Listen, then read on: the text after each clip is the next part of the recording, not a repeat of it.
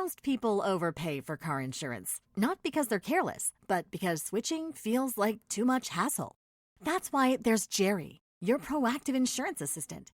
Jerry compares rates side by side from over 50 top insurers and helps you switch with ease. Jerry even tracks market rates and alerts you when it's best to shop. No spam calls, no hidden fees. Drivers who save with Jerry could save over $1,300 a year. Switch with confidence. Download the Jerry app or visit jerry.ai/Libsyn today. That's JERRY.ai/LIBSYN. If no one had standing to sue to protect the demolition of the East Wing and other federal monuments, like Trump could tear down the Statue of Liberty tomorrow and no one could stop him. Actually, Yaakov Roth, the Justice Department lawyer who argued this case for the government back in June, agreed with the position when Judge Millett asked him that question. Because working for the Trump administration will force lawyers to say stupid and evil shit. Yes, it does.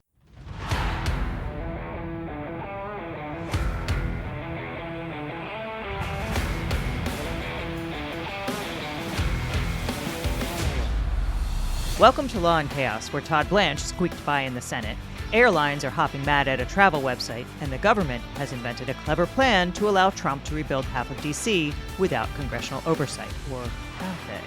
We've got a lot to cover, so let's get after it.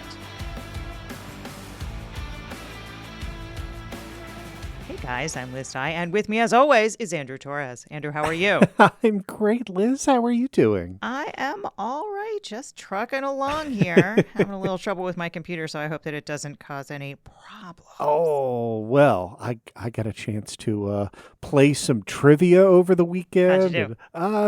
I got a chance to play some trivia over the weekend, Okay. which is a lot of fun. And, we survived the tornado watch this afternoon in Baltimore. That was a little bit crazy. It's been some special weather in our part of the world. I'm hopeful that the power does not go out again. Yeah, likewise. That was not great. Okay. On today's show, we're going to talk about the sleight of hand the administration is trying to claim that no one can stop it from demolishing huge chunks of Washington, D.C. And then we'll talk about one weird trick to save money on airline flights and how the airlines tried to stop it using one weird trick of their own, which is trademark law. And finally, in the subscriber bonus, we will discuss Trump's latest executive orders in which he claims to be stripping Americans of their birthright citizenship again. Yeah. But first, Dun-dun. Docket alerts. All right. So as anticipated, Todd Blanche was indeed confirmed as permanent attorney general. Yeah, Senate Republicans were so proud of themselves for their vote that they did it at 4 a.m. Yeah, like we said all along, they would not have pushed this nomination if they did not know for certain that they had the votes. Yeah. Although, in the interest of accountability, we said they could only afford to lose one vote with Mitch McConnell out of service. But, in fact, they could afford to lose two, and they did. Susan Collins and Lisa Murkowski both voted no. Yeah, what's that Harry Reid used to say about Susan Collins? She's always there when you don't need her. Yeah. And Bill Cassidy, the senator from Louisiana, voted to confirm Todd Blanche. As you predicted. After, by the way, Cassidy caved on RFK, after Trump attacked him anyway and ended his political career. Yeah, such a spineless, immoral loser. Yeah. And for once, I'm not even talking about Trump. I mean Cassidy. Yeah, I hope that goes on his tombstone. But look, practically speaking, this vote is not going to change the direction of Trump's already corrupt Department of Justice. I mean, Todd Blanche was already running the DOJ since Pam Bondi got the boot back in April. But it is, I think, another important sign of just how much blatant corruption that Republicans will put up with. Yeah. And speaking of corruption, Blanche is not the only one of Trump's personal lawyers getting a new job. Will Scharf, who currently serves as Trump's staff secretary, will be promoted to White House Counsel on September 1. White House Counsel is kind of like the government's lawyer, right, or the White House's lawyer. Scharf is a true believer conservative. He actually opposed John McCain's nomination back in 2008 because McCain was too liberal, which is kind of funny since Scharf is only 40. He was part of Trump's defense team in the criminal cases in 2023 and 2024. He's part of this cadre of Missouri lawyers who represented Trump and rode that connection to higher office. That includes current Solicitor General John Sauer and Eighth Circuit Judge Justin Smith. Yeah, and I would also add to that list Assistant FBI Director Andy Bailey. He was the Missouri Attorney General, and he was the guy, we've talked about him a lot on this show. You have written about him a lot. Yeah. He's filed a bunch of truly idiotic lawsuits trying to protect Trump and advance preposterous conservative cause. I mean, it has all been virtue signaling to prove just how MAGA-pilled he is, and it worked. I mean, it didn't work in court, but it definitely worked with Trump. I remember when he was AG and he sued Starbucks for having too many non-white baristas. He's just an unbelievable clown. That case is actually still ongoing. His successor appealed the loss to the Eighth Circuit. So maybe Missouri can get in front of Justin Smith and, go after Starbucks for woke. Everything is ridiculous. But Yes. but before we leave this story, I do want to point out that if Democrats take back the House of Representatives in the fall, they are going to immediately fire off thousands of demands for information from the executive branch. That's their job, to conduct oversight. However, in 2019, when Democrats took back the House, White House Counsel Pat Cipollone basically refused to respond to any requests for information from the White House. He made a lot of, let's say, highly dubious assertions of executive privilege with respect to the agencies. This time, I think you can bet that Scharf will simply refuse to turn over anything from any federal agency to Congress. He will just refuse to allow Congress to do any oversight at all. So, look, I don't know if Warrington got kicked out of the job. David Warrington, certainly not overburdened with principles, if you know what I mean. I do. But Scharf will be even more aggressive. And I think Trump wanted to have him in place before the midterms. Yeah, gross. I hate it. And speaking of things I hate, you like that transition? I'm a professional. Trump is back on his bullshit, trying to fire Federal Reserve Board member Lisa Cook. Okay. So obviously, the Supreme Court has now decreed that the president can fire absolutely any agency head at will, except for the members of the Federal Reserve, because reasons, right? Trump can fire the heads and the governing boards of the entire alphabet of federal agencies, even that were formally protected from removal except for cause. The CFTC, the MSPB, the NLRB, even the FTC, but not the members of the Federal Reserve. Not because it would massively destabilize financial markets and screw up the Supreme Court justices' retirement accounts, but because the Fed is unique and special. Well, obviously. So last year, Trump's housing chief, Bill Pulte, who's he's this ridiculous, way too online MAGA chud. Pulte claimed to have discovered that Cook committed mortgage fraud by claiming a second home as a personal residence. This is something that Pulte has accused any number of Democrats of, including New York Attorney General Letitia James and California Senator Adam Schiff. So last year, Trump tried to fire Cook, purportedly for cause, over this mortgage issue. And she sued, and the Supreme Court let her stay in her position while the case was pending. And then, in a 5-4 decision in June, Chief Justice Roberts said that Fed members were entitled to some kind of process in their terminations. He did not specify the parameters of that process. But since last time the entire process involved Trump posting on social media, he said that didn't cut it.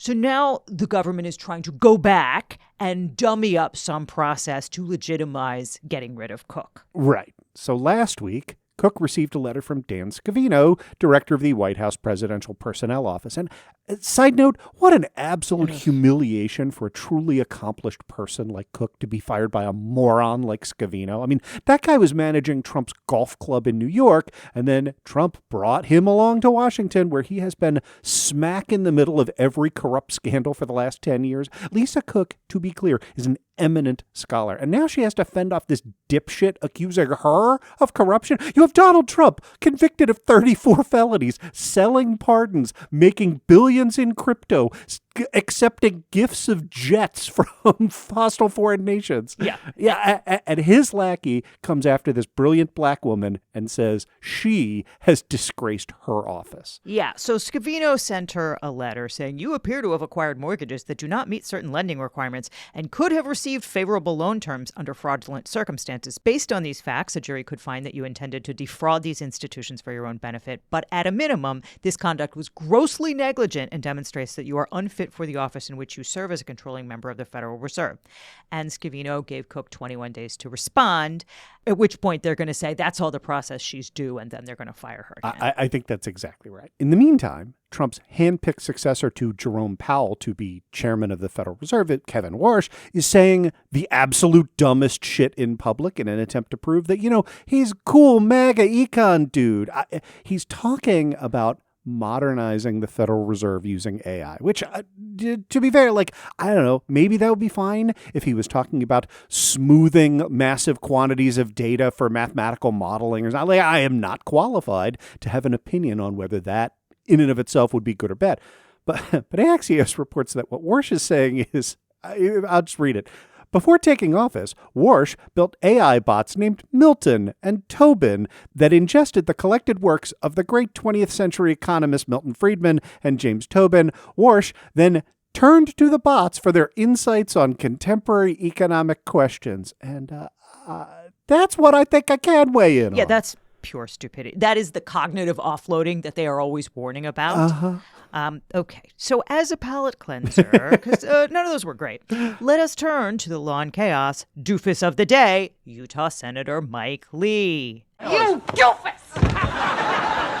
It's always the ones you most suspect. Yeah, so there are two things to understand about this story. The first is that while the House of Representatives does indeed go into formal recess for weeks at a time, the Senate does not. And that is a deliberate choice by the U.S. Senate to stop the president from making recess appointments under Article 2, Section 2 of the Constitution. That provision says that the president shall have the power to fill up all vacancies that may happen during the recess of the Senate by granting commissions which shall expire at the end of their next session. So to deprive the president of the ability to install his cronies during those recess sessions without a vote, what the Senate does is they gavel in what's called a pro forma session every 3 days. And literally what happens is a senator comes out onto the floor, opens the Senate, and then immediately closes up shop without conducting any business. Right. There's also another thing about vetoes in there? Yeah, indeed there is. So, okay, if Congress passes a bill that the president doesn't like, he has some options. A regular veto, the one we know from Schoolhouse Rock, is where the president returns the bill to Congress in 10 days with his objections. And Congress, when it receives that returned bill, can then override the veto if there is a 2/3 vote in both houses. If the president neither signs the bill nor returns it, and Congress remains in session, then the bill just automatically becomes law without the president's signature. Right? He can't just delay the process indefinitely.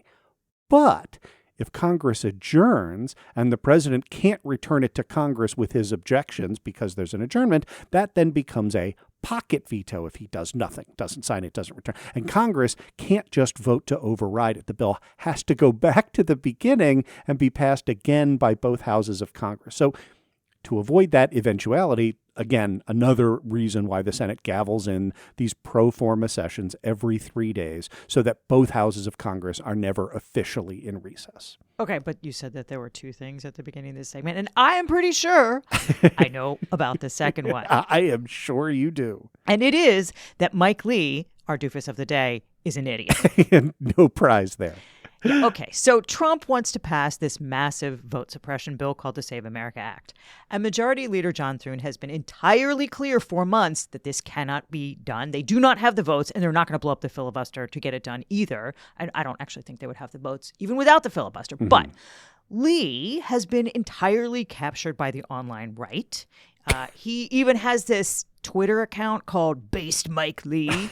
My brother in Christ, you are 55 years old. Show some self-respect. Right. So Lee just tweets insane shit all the time. And on July 25th, this conservative agitator dingus named Scott Pressler posts, "We need one brave senator to force a roll call. In order for the Senate to vote on leaving for a 37-day paid vacation for August recess, we need one senator to object to unanimous consent and ask for the yeas and nays," to which Lee replies, "Okay, on it." Again, the man is too online. Yeah. And then he posts, "At Leader John Thune, I hereby object to any effort to put the Senate into recess in August, at least until such time as the Senate has passed the Save America Act, and hereby request a roll call vote. Do not assume you have my consent. You do not." So Lee is specifically saying on X, he's laying down a marker that he is not going to consent to put the Senate in recess unless they give Trump what he wants and pass his dumb bill. Wait for it. Further, if cloture on the motion to proceed is not agreed to, it then be in order for the Majority Leader to make a motion for the Senate to adjourn pursuant to this order, and the Senate has agreed to a motion to adjourn pursuant to this order. When the Senate completes its business on Saturday, August the 8th, following the recognition of the Majority Leader to dispense with wrap-up items, the Senate convened for pro forma sessions only with no business conducted on the following dates and times. August the 10th at 10 a.m., August the 13th at 8 a.m., August 17th at 1:30 p.m., August 20th at 11:30 a.m., August 24th at 12:30 p.m., August 27th at 8 a.m., August 31st, 11:30 a.m., September the 1st at 12:30, September the 4th at 10 o'clock a.m., September the 8th at 1:15 p.m., and September the 10th at 3 p.m. Is there objection? Without objection. Okay, so the first guy speaking there was obviously Majority Leader Senator John Thune, specifying which date someone's going to gavel in so Trump can't recess appoint Alina Habba as U.S. Attorney or whatever. And the Secretary of State. Yeah, and the second one, the guy saying no objection. That would be our doofus of the day, Mike Lee. So let me explain the mechanics of what happened here. The Majority Leader can serve as the presiding officer of the Senate. That's the guy who gets to hold the gavel and rule on stuff like whether there's unanimous consent to proceed without a formal vote. As Majority Leader, Thune can also pass that gavel on to someone else to serve as presiding officer. So Thune tapped Mike Lee to be the presiding officer. So it was Lee's job to ask, are there any objections? And when you're the presiding officer, you don't get to make objections because it's your job to rule on them. So Lee had to just kind of glumly sit there and say, no objections. Womp womp. For Robert's Rules of Order, like this is the equivalent of Thune giving Mike Lee a wedgie and a swirly at the same time. Could not happen to a more deserving asshole. Okay, we will be back after this brief ad break to talk about Trump's bunker ballroom and his efforts to evade judicial review as he beautifies the nation's capital, unless you are one of our subscribers, in which case, no ad breaks for you. Not today, not ever.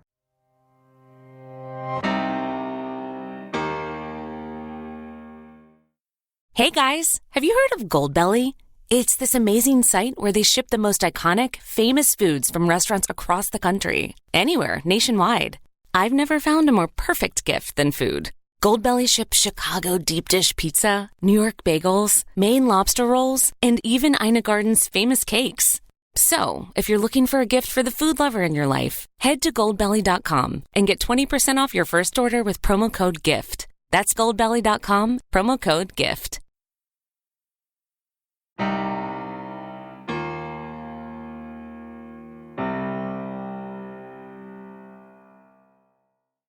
And we are back. On Friday, the D.C. Circuit affirmed trial judge Richard Leon's injunction barring above-ground construction of Trump's tacky-ass ballroom. Mm-hmm. Judge Patricia Millett, writing for herself and Judge Brad Garcia, said that each president is a temporary tenant, not the owner of the White House and its executive residence.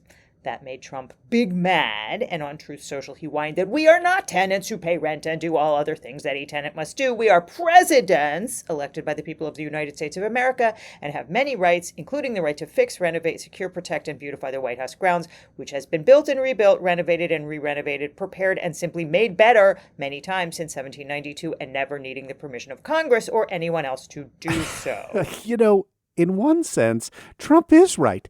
Tenants pay rent. They don't generally steal everything that's not nailed down. But for the rest of it, he's just lying as per usual. Every major White House renovation in history has always been approved and funded by Congress. But Liz, before we get to the ballroom case, I actually would like to talk about another related case first, because seeing them both side by side really illustrates this sleight of hand that the government is pulling here in an effort to evade congressional and judicial oversight.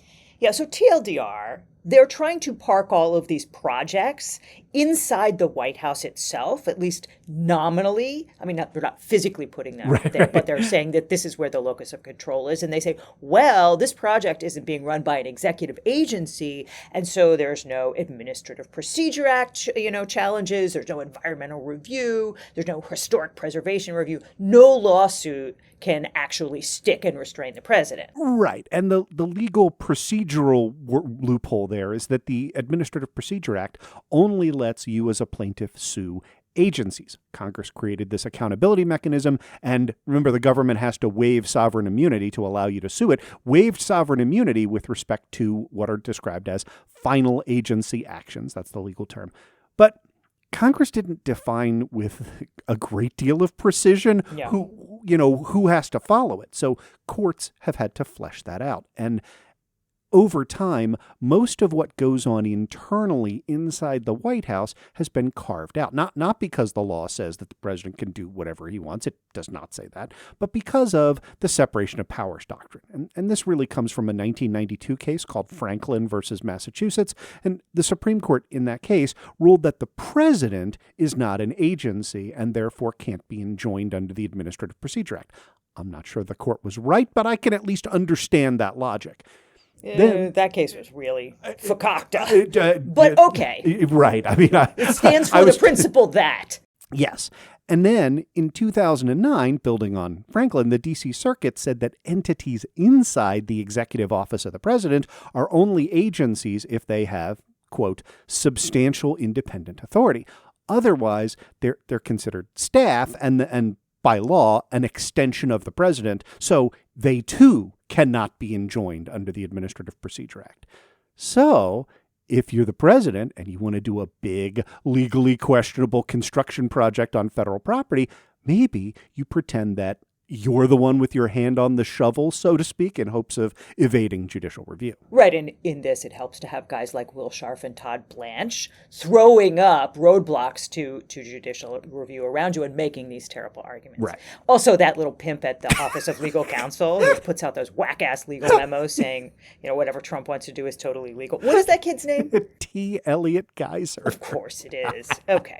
So let's talk about the Eisenhower Executive Office Building, also known as the Old Executive Office Building, originally called the State War and Navy Building. It is that big Second Empire pile of granite right next to the White House, and it has not been painted in 150 years. But in August of 2025, Trump posted a rendering of it painted white on Truth Social. And then a couple months later, he showed up on Fox News with the same white picture and said, ugh, gray is for funerals.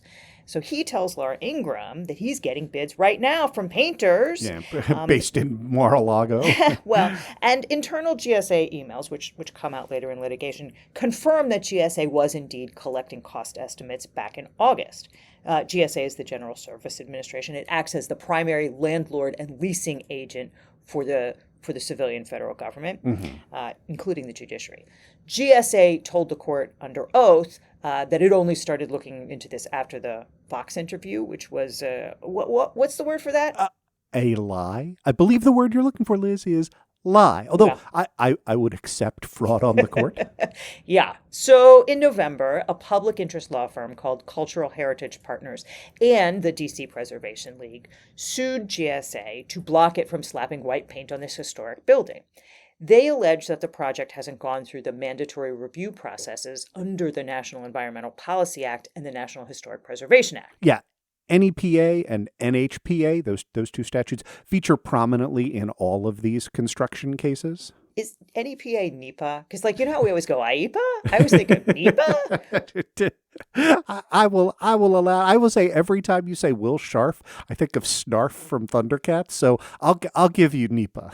Yeah, okay. I will not get too deep into the mechanics because God knows I'm not qualified to speak on that. But the plaintiffs say that the process envisioned here to paint this stone will be both irreversible and ineffective, which sounds contradictory. But you're talking about bare stone that's never been painted. And to get the paint to stick, you really have to rough up the surface, which is a permanent alteration. And it is not clear even then that the paint would stick or stick evenly, right? The plaintiffs, who are, after all, historic preservation types. They say that the published plans talk about mineral silicate paints, which are chemically designed to bond with limestone and marble, but not to granite because of different chemical composition.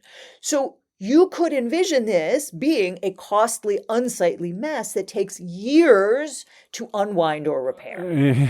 Right, which seems familiar. Look, the reflecting pool debacle is bad, but at least the reflecting pool is flat and no one works inside. Right. Right? The EOB is this ornate structure housing thousands of federal employees. So initially, the GSA tries to ward off the plaintiff's motions for an injunction by promising the court that it will not touch the building until March. And that means that there's no imminent harm to enjoin. But then in January, GSA signs a memorandum of understanding purporting to hand this whole paint project off to the White House Office of Administration. Oh, the Office of Administration. I feel like we talked about them like 30 seconds ago. Wasn't that the organ inside the White House that the D.C. Circuit says isn't an agency because it doesn't have substantial independent authority? What an amazing coincidence that they chose the OA. Right. So just to draw that out, the GSA's position is that it's going to hand the project off to the White House, and then it won't have to ask permission or comply with any of the mandatory review processes from NEPA and NISA, or however you said that. But the problem is that 40 U.S.C. Section 121D1 says that the GSA administrator may only delegate his authority to one of his own subordinates or, quoting directly from the statute, the head of another federal agency. And that was passed to prevent exactly this kind of chicanery, right? Like you can't take a project that is within a federal agency and subject to the APA and then shunt it off somewhere else to evade review, right? So the plaintiffs amend their complaint and they add count 5, alleging that the GSA made an ultra-virus unlawful delegation of authority to the Office of Administration, since the Office of Administration isn't a federal agency. But Judge Dabney Friedrich, the trial judge, says, basically, look, the government has said in open court that nothing is about to happen. And rather than have us brief ripeness and have you raise the arguments about the presumption of regularity, why don't you just withdraw your motion for injunctive relief right now and then come back to me if and when the administration actually does something? Which the plaintiffs did, and then that's exactly what happened. Yeah. In July, the government informed the court that OA intended to start swatching the paint in test patches to see if this, this is going to work, this mineral silicate paint thing. I'm sure they could just hang a poster over the parts where the paint doesn't adhere or whatever. Right. So at that point, the plaintiffs race back to court and they renew their request for a TRO. But by then, the government has already shifted its position again.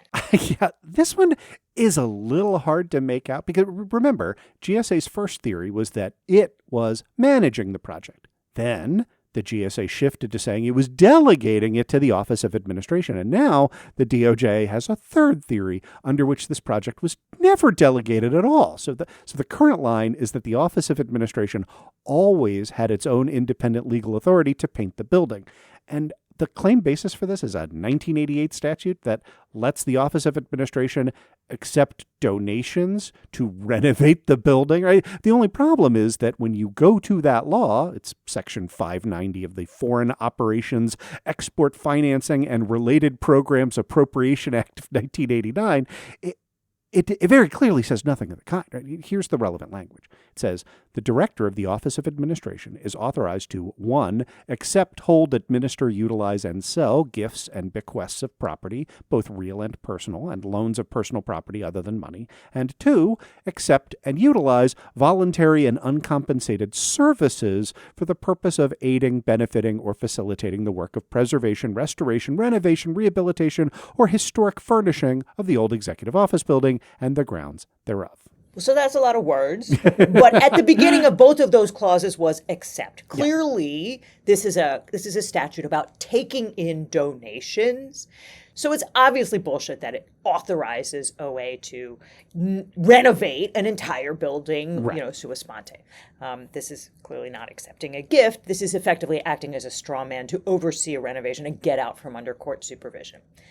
It also appears to totally undercut every claim that the government has made in this case so far for the past 9 months, right? If OA could run this project under this gift acceptance law, and even if it had the expertise to do it, which it definitionally does not, the fact that GSA has said over and over again, no, we're the ones in charge, and we're the ones delegating, and we're handing it off to the White House, like they've now lied to the court. I mean, isn't this admission that they've lied to the court all along? It strikes me that way. And if you read our blog post yesterday at lawandchaospod.com, this should all sound extremely familiar to you. And if not, we will fill you in after this brief ad break.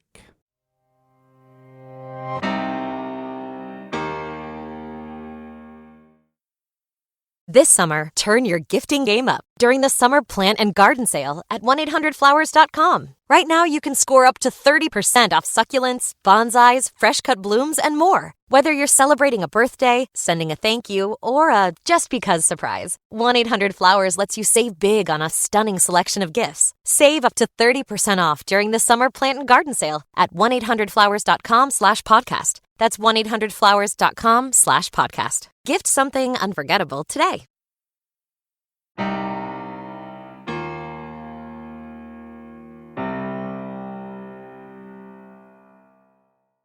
Okay, so really, now we're going to talk about the ballroom. Yay! We have actually discussed this on the show a lot. But quick recap.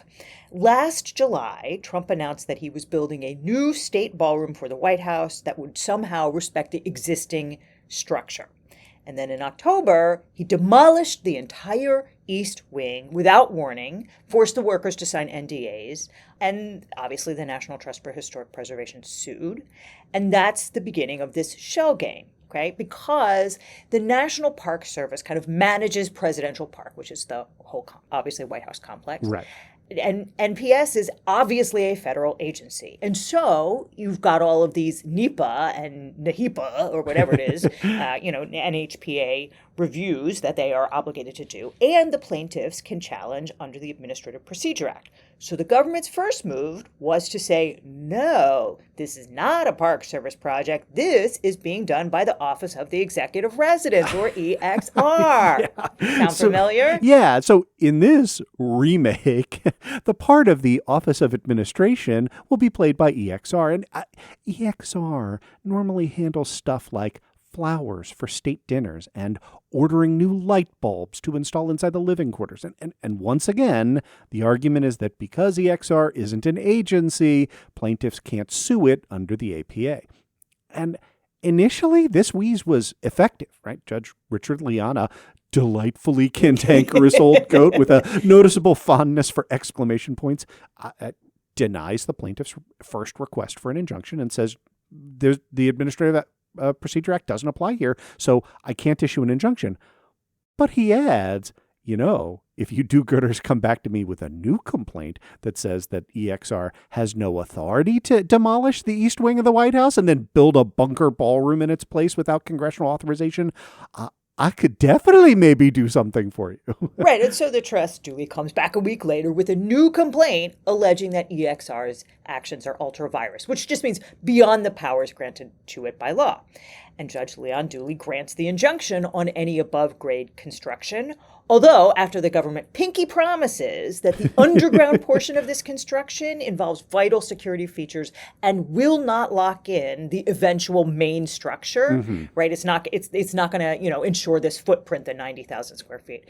Yeah. So Judge Leon says, okay, you can keep up with the security components. Right. But then, just like in the EEOB case, the government reverses course. And amazingly, they rely on a statute allowing the National Park Service to accept and manage donations as the basis for this claimed authority, which, remember, that was how the Office of Administration says that it was allowed to oversee federal construction projects. Judge Leon called this turnabout a surprise, which coming from a federal judge is him basically saying, I see what you are doing, and it is bullshit. Well, it is. particularly because Trump and his henchmen keep saying in their legal filings that this project is a gift to America from Trump and all of the, defense contractors and media companies and whatnot who have business before the federal government and have decided it's cheaper to kick up $20 million and then get a $500 million contract or whatever. But in reality, this project keeps going up and up and up in the cost, right? It's projected to be $600 million right now. And it would not at all surprise me if we got to $1 billion. Yeah. And the $300 million that he shook down from these contractors, or however much it was, isn't going to cover it. I think it might actually be $200 million. So they've already expropriated $300 million in Park Service entrance fees and Secret Service funds for the ballroom. Yeah, stolen. Stolen. Right. So even if this Park Service donation statute could cover construction, it would not authorize what's going on here because this isn't donated money. Right. So the government's position at this point is that the Park Service's only role is collecting the money and then handing that money over to EXR. It's the bagman, right? And they get a declaration from a official at the Park Service saying, well, we're just a conduit. We're not really in charge. The implication being that there is no review under the Administrative Procedure Act, which is you cannot have this both ways, right? Like either the National Park Service has a role, in which case it's reviewable, or it doesn't, in which case the entire construction is ultra virus, right? Like there is no legal basis for the money to be funneled to EXR. But we should note that in the D.C. Circuit, the dissent by the only Trump appointee on the panel, Judge Naomi Rao, bought this shell game in its entirety. Well, she would, wouldn't she? She thinks she's going to be on the Supreme Court if Alito would just go away already. Or if, God forbid, something happened to Kagan or Sotomayor, she thinks that she would get the job. And I'm not sure she wouldn't. But the rest of the panel says, no, that's nonsense. Yeah. At the risk of maybe oversimplifying, the D.C. Circuit's order, authored by Judge Millett and joined by Judge Brad Garcia, it essentially has three parts. Part one. Do the plaintiffs have what's called aesthetic standing to make an Administrative Procedure Act challenge to an action by the National Park Service? And the answer to that question is yes. It's not really close, right? Aesthetic standing is a well-established doctrine going back decades. And as Judge Millett pointed out, if no one had standing to sue to protect the demolition of the East Wing and other federal monuments, like Trump could tear down the Statue of Liberty tomorrow and no one could stop him. Actually, Yaakov Roth, the Justice Department lawyer who argued this case for the government back in June, agreed with the position when Judge Millett asked him that question. Because working for the Trump administration will force lawyers to say stupid and evil shit. Yes, it does. Okay, so second part of the opinion. Does the Park Service have the authority to build a ballroom at the White House without authorization from Congress based on this strained interpretation of the donation acceptance statute? And the answer here is also no, because there's a much more clear law, right? 40 U.S.C. Section 8106. It is one sentence long. It says, a building or structure shall not be erected on any reservation, park, or public grounds of the federal government in the District of Columbia without express authority of Congress. Well, that seems pretty definitive. And that takes us to the third part of the opinion, right? And that is, does the general enabling statute for the office of the executive residence override that specific statute and authorize the president to build a ballroom? And there again, just looking at the plain language of 3 U.S.C. Section 105D1, you see immediately that it does not. That statute says, there are authorized to be appropriated each fiscal year to the president such sums as may be necessary for the care, maintenance, repair, alteration, refurnishing, improvement, air conditioning, heating, and lighting, including electric power and fixtures of the executive residence at the White House. I mean, that is clearly Congress giving money to EXR for general maintenance and saying, you don't have to come back to us and get a new law every time you want to change light bulbs. Right. So the panel affirms the injunction, and that means that above-ground ballroom construction will stay frozen during the pendency of this case, unless the Supreme Court intervenes in the next 10 days. Trump responded by posting a lot of insane AI slop showing airplanes and tanker trucks on the roof of his ballroom, which he has labeled drone port. What does that even mean? Well, actually, I know what that means, because they've tried to retcon every piece of this structure into kind of a security thing, right? In the beginning, Trump was like, it's going to be so beautiful. And then as he realized that he was going to make a blanket national security assertion, he has now said every part of this is national security. In fact, he went on air at one point and said, well, the injunction doesn't stop us because every single piece of this is national security, and just said we could do anything that had to do with national security, at which point the plaintiffs came back and were like, is that what you meant, Judge Leon? And Judge Leon was like, it's definitely not what I meant. And so that's why he's doing it. But it's ridiculous. Why would there be a fixed wing aircraft on the or a tanker? How did the tanker trucks get up there? I can't. Okay. But as of now, the government has not filed an emergency application for stay at the Supreme Court. I have to say, I think if they do, that John Roberts will probably at least issue an administrative stay at first and then, wait until the fall to come back. He is just such a weakling. Yeah, I think you might be right about that. You're certainly right that John Roberts is a weakling. With respect to the old executive office building, the government has agreed not to do any physically invasive testing, even the swatching, before August 19th, which, they say that this is just a 16 square foot kind of swatch on this city block size building in places that you cannot see from the street. So they're saying, what difference does it make? Why can't we just swatch it? The plaintiffs say a little bit of irreversible damage is still irreversible damage, and no, you can't do it. Briefing will end on the 13th, and there may, depending on how Judge Friedrich feels, be a hearing on the 18th. Yeah, and of course we will be watching. And I know the story was long. I know it had a lot of acronyms. Yeah. But Liz, I'm really glad that we covered it at length because I think it vividly illustrates this pattern of the Trump administration stuffing these illegal projects inside the White House. And if the courts let him get away with that, every future president will just run the government this way. They'll run all of these billion-dollar construction projects through, the White House broom closet as a means of evading statutory requirements and judicial review. It kind of seems like building up the power of the executive at the expense of every other branch of government is bad, actually. You think? Yeah. But you know what? It's not bad, Andrew. That would be our subscribers. And you are a professional. Yes, I am. So many of them to thank since I was out last Tuesday and we did not read. So thank you guys so very much. On Substack, thank you to No Fascism, Terry Matzkin, Almgu, I hope I got that right. Lucia, I hope I got that one right too.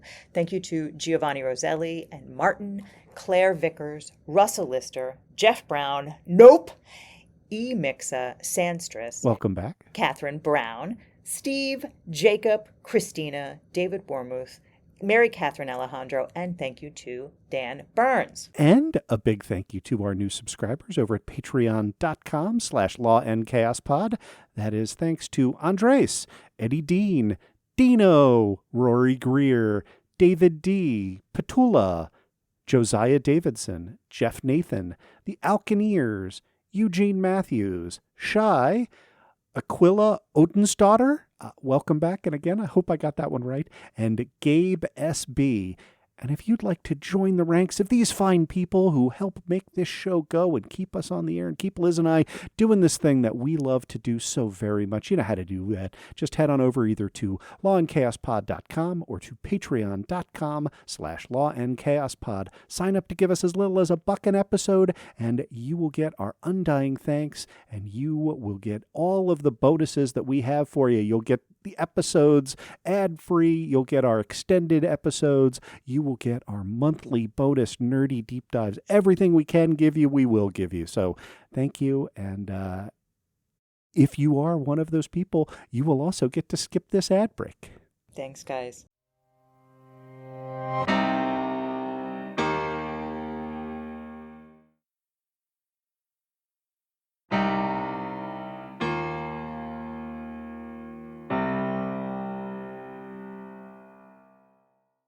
So, Liz, in our last episode, we discussed the continuing saga of Bucky's aggressive trademark litigation tactics. And, every time we do a trademark story, we get listener questions about the overlap and the differences between copyright and trademark. And I think I've actually found the perfect case to talk about that overlap. Right? But first, Liz, Do you know what skip lagging is? Actually, I do. Uh-huh. I think it was maybe a story on Marketplace.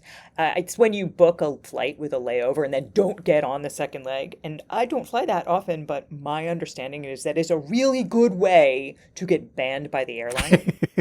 There is, however, a website. It's called skiplag.com, which is dedicated to just that hack. Okay, here's how it works. Say I want to go to LA at the end of the month. I type BWI to LAX, and the cheapest nonstop flight is $539. But suppose I want to go to Vegas instead. There is a one-stop flight from BWI to Vegas that is only $320, and that one stop is in Los Angeles. So Skiplag says, why don't you just book the cheaper flight to Vegas, get off in LA, and then just don't, throw away the last leg of your flight. Yeah, this is a dynamic called hidden city ticketing. Obviously, it costs the airline more to put you on multiple planes. But because nonstop flights are the most desirable, airlines can charge a premium for them. And the dynamic pricing results in this sort of weirdness. A similar phenomenon can happen where an airline will charge you more for a one-way ticket than a round trip, because usually one-way tickets are kind of booked at the end, and they carry this also pricing premium. And so the common thread in both of these scenarios is that you throw away part of what you've paid for. And in that sense, Skiplag kind of reminds me of these modern, hack sites that will tell you how to order 2 McDonald's cheeseburgers, throw away one of the buns, and build your own Big Mac and save 50 cents. Or, we'll identify that the large popcorn and soda combo at this movie theater is actually cheaper than the medium. So, buy the large and just throw away the popcorn you don't eat. And look, AMC doesn't actually care if you throw away your popcorn, but the airlines care very much if you don't get on that flight to Las Vegas. Right. So airline tickets are covered by the contract of carriage, which is in effect the airline's terms of service. United's contract of carriage is 70 pages long, and it has 30 separate rules. And every single airline's contract of carriage prohibits skiplagging. So United Rule 6J1 says, fares apply for travel only between the points for which they are published. Tickets may not be purchased to more distant points than the passenger's actual destination being traveled, even when the use of such tickets would produce a lower fare. And Rule 6J2 says the purchase and use of round-trip tickets for the purpose of one-way travel only, known as throwaway ticketing, is prohibited by UA. Okay, so in light of all of that, I have to read you Skiplag's FAQ from its website on, how to navigate that contract of carriage. They say, the hidden city savings can be significant, but there are some things to be aware of. Backpack only. We recommend only bringing a backpack that can fit under the seat in front of you. Anything larger risks getting checked at the gate, and all checked bags will end up at your final ticketed destination, i.e. Las Vegas. Then they say, don't associate a frequent flyer account. If you do, the airline might invalidate any miles you've accrued with them. Do not overuse hidden city itineraries. Do not fly hidden city on the same route within the same airlines dozens of times within a short time frame. And then this one, if you are questioned by the airline, ChatGPT has the following recommendation.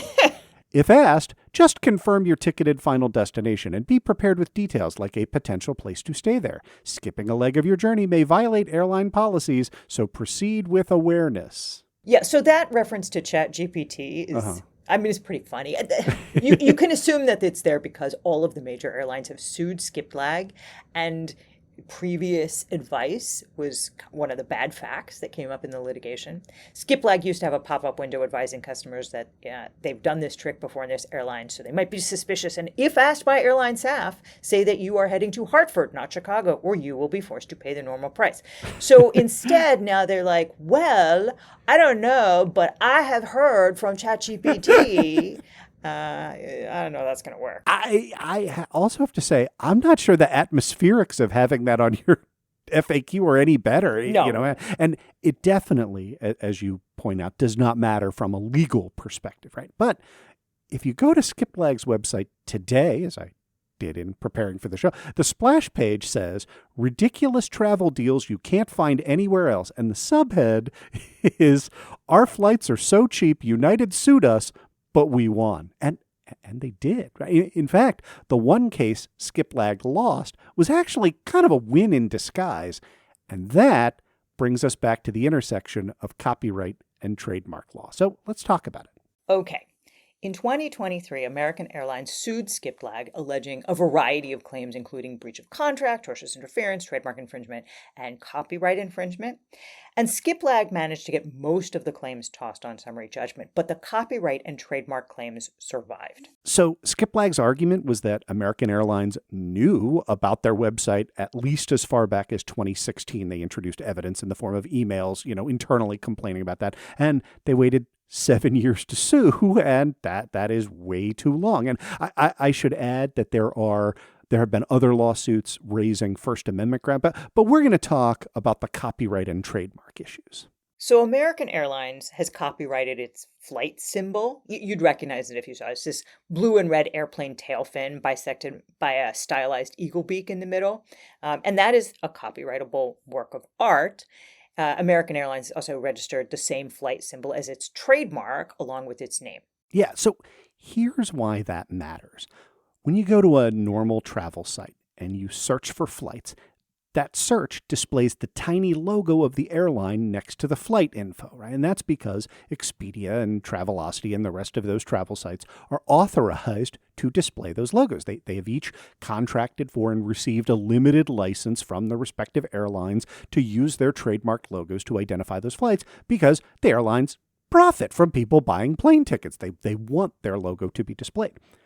Skiplag's website used to do the same thing, right, to kind of ape these regular travel sites. But Skiplag was obviously not an authorized licensee. The airlines hate Skiplag. So every time Skiplag reproduced that flight symbol, they were, in fact, engaged in unauthorized copyright infringement. That's also how that evaded the statute of limitations, right? That was ongoing. And while Skiplag had some technical defenses on copyright that I will not go herring off on those. Eventually what happened was Skiplag lost, and they removed the logos from their site. So now, if you log on to Skiplag, the site just doesn't display the little flight logo. It just says American or United without the little graphic next to it. And that is the difference between copyright and trademark. American Airlines cannot copyright the word American or the words American Airline. Those words themselves are not a distinctive original work of art. That's the test for copyright. But they are a signifier of who's providing the service, who's providing the flight. And American Airlines argued that using their trademark name, just the words, created the false impression that Skiplag was an authorized partner. Which is why this case went to trial, because American Airlines was not satisfied with having Skiplag just remove the logos from its website. American didn't want Skiplag to be able to use the trademark words American or American Airlines either. They wanted to shut Skiplag down entirely. Right. Skiplag countered that it did not infringe the American Airlines trademarks because there was no likelihood of customer confusion. No one was likely to think that Skiplag's website was authorized by American Airlines because the content tells you how to hack American Airlines, and it brags about having beaten, American Airlines and other websites like that in court. And it says not to use your frequent flyer account because the airline might invalidate your miles in retaliation. So I don't think that there's a tremendous likelihood of confusion there. Nor did I. I mean, that seemed like a very good argument to me, but I have to say that the jury in that case determined that Skiplag did in fact infringe on American Airlines' trademarks. And here was the finding from the jury form. Quote, in a way that is likely to cause confusion as to source, affiliation, or sponsorship. So they won on that one. But Skiplag had an affirmative defense, and that was fair use. Specifically, a subset of fair use called nominative fair use. So fair use is the general doctrine that when you infringe on someone's intellectual property, you can do so in a way that is protected by law. Like if I publish a review of McDonald's French fries, I can photograph the fries in that red sleeve, even though the sleeve has the McDonald's logo on it. I have infringed on their trademark by reproducing it, but that infringement is justified. You typically see fair use in the copyright context, right? Fair use is how we often use clips on our show when we're giving fair use and commentary on those clips. The relevant case law for nominative fair use in a trademark infringement action is this three-part test. It is one, that the trademark is being used to refer to a product or service that cannot be easily identified without using the trademark. 2, that you only use as much of the trademark as is reasonably necessary to identify the product or service. And 3, that you, as the infringer, do not do anything in using that trademark to suggest sponsorship or endorsement. And Skiplag won on that defensive nominative fair use. They can say this is an American Airlines flight on their website, and that is true, and that's why Skiplag is still in business today. Now, American Airlines did win on summary judgment on copyright infringement, and the jury awarded it just under $10 million in damages for Skiplag's use of that flight symbol. The total award was $24 million. But then the jury knocked $14 million off of the entire damage award for American's failure to mitigate its damages by coming to Skiplag earlier and saying, please take down our symbol. Right. So that's how Skiplag won, even though they technically lost at trial. And that's why their website is still active today. Yeah. Don't take legal advice from a podcast or anything. But I do want to emphasize as we bring this segment to a close that if you as an individual buy a ticket on Skiplag, you are probably violating the terms of your brand new contract of carriage with that airline, right? Right. That's an ongoing violation. Which you agreed to with the airline. Yeah, when you buy the ticket, right, that you are subscribing the to. Contract. That's and also still the First Amendment, and I think you can publish any damn thing you want. Hear, hear. Okay, that is going to do it for us today, unless you are a subscriber at patreon.com/lawandchaospod or lawandchaospod.com, in which case, stick around. We're going to break down Trump's new executive order purporting to, once again, undo birthright citizenship for certain classes of people born in this country. For everyone else, we will be back on Thursday with written content and on Friday with another podcast. Thank you so much for sticking around. See you guys. Law and Chaos Podcast is a production of Raise Up to Media, LLC, is intended solely as entertainment, does not constitute legal advice, and does not form an attorney-client relationship. This show is researched and written by Liz Dye and produced by Bryce Blankenagel. Law and Chaos Pod, copyright Raise Up to Media, LLC, all rights reserved. A text says, "You're on my mind." A bouquet from 1-800-Flowers says, "You're my everything." Heartfelt moments belong in the real world, not just your phone. For 50 years, 1-800-Flowers has helped millions of people make memories that'll last a lifetime with gifts they'll cherish forever. Their expertly curated arrangements and gift baskets ship nationwide with a 100% satisfaction guarantee. Don't wait for the next big moment. Make it when you visit 1-800-Flowers.com/podcast. That's 1-800-Flowers.com/podcast.